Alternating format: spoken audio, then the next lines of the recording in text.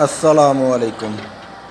अज दोस्त मैं थानू गोबल हैरों का दहाड़ देवां कि कपाह के खीले कड्ढे होंदे आ ते ये जो खीले कपाह उजड़ जाए तो फिर खीले ढाउण लई गोबल हैरों हाई पहले च यदी दोहर ला लवे तो इन्ना जमीन बहुत अच्छी तरह ऐ रल मिल जाती है तो रूटावेटर का खर्च भी बच जाता ते नाल तेल की भी बहुत बचत हो जाती आ।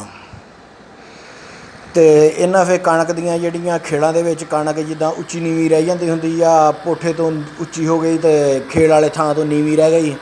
इस तरह का कणक दे विच कोई प्रॉब्लम नहीं आउंदी।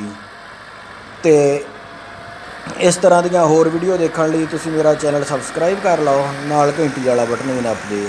जज़ाकुमुल्लाह खैर।